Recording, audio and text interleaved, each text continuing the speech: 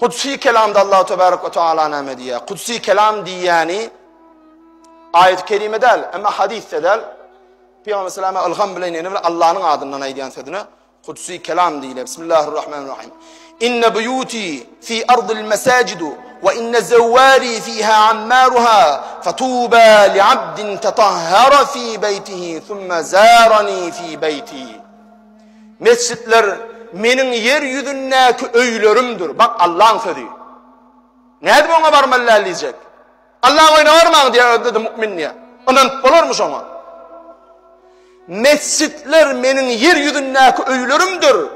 Bak özünden sorasaňam Allah'y çöp başı gymyllarmy diýsen, Allah'y çöp başı gymyllama diýär. Allah'y çöp başı gymyllamasa mescit ýaly Allah'y öz söýün öýüni mescit diýip sallardarmy?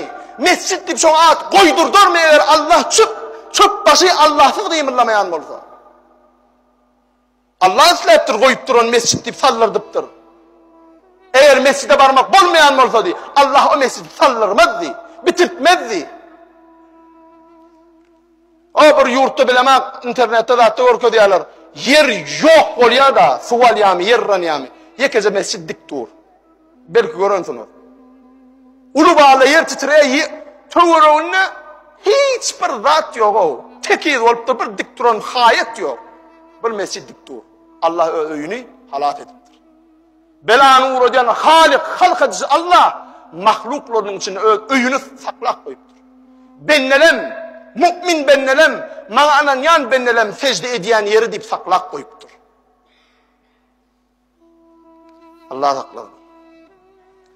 Ana ayet, kutsi hadis ayda otuyor. Olar mescid yerindeki mescide men öýlerimdir diye mescide gelýän adam menin ziyaretime gelýändir diye Allah Teala.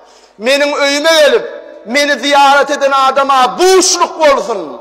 Ol menin cennetime girip ulu bagta eýe bolar diýipdir. Cennet bilen boşlagy. Şeytan aleyhillana müminin cennet bilen boşlugyny islana, onuň bir topar kelles dol işlemeýän erkek sypatly aýallara waswasa berýär. Direksiz deliller bilen olara mümin musulmany Allah'ın cennet bilen boşlugyna sebäp bolmajak bolup Allah takyny şonu ýaly fitne gurrunlar çykýar.